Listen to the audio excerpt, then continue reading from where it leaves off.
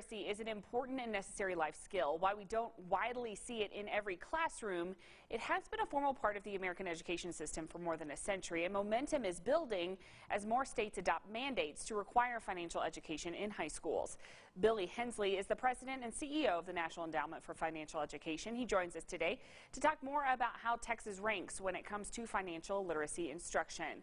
Thanks for being with us, sir. So what does research reveal about the benefits of financial education at the high school level? Well, you know, we've been funding studies in this area for many years, and each year we learn more and more about what effective financial education can do. You know, we know that it improves credit scores, lower credit card debt, lower revolving balances, but most recently what we have found in relationship to higher education specifically is that we have better borrowing behaviors by students, meaning they are applying for federal financial aid at a higher rate, which hopefully is saving them money on things like interest rates, or even for some students deferred interest that doesn't accumulate until they graduate.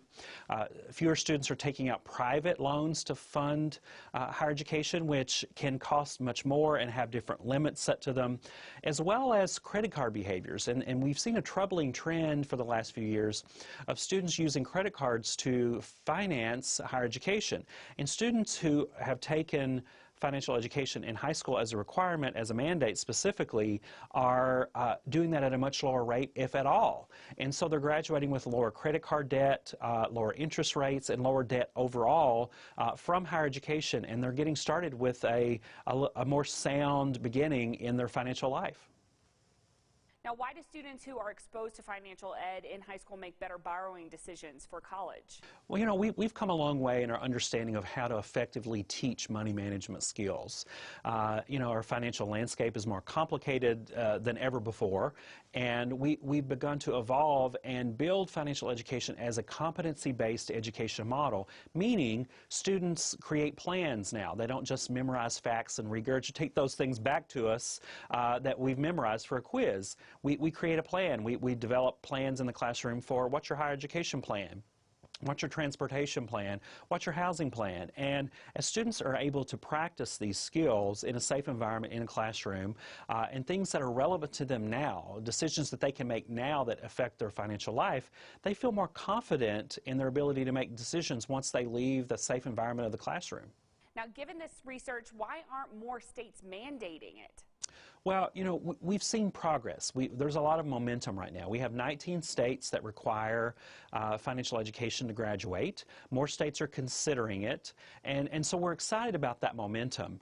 We've seen that progress coming along for many years now, and as the evidence is clearer, as we begin to better understand impact, as we start to look at financial education sort of from that learning lens and we make the case for it, I think more states will follow. We want to make sure that every student in America has access to quality financial education as a first start to their financial well-being.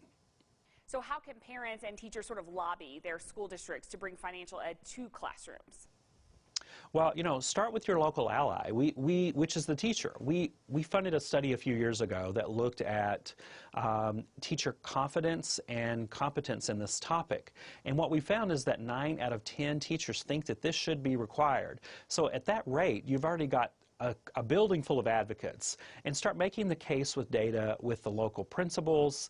You know, education is all local, so start local and make that case, because we want to have students have access to this. And I understand that there's a lot of things that have to happen during the school day.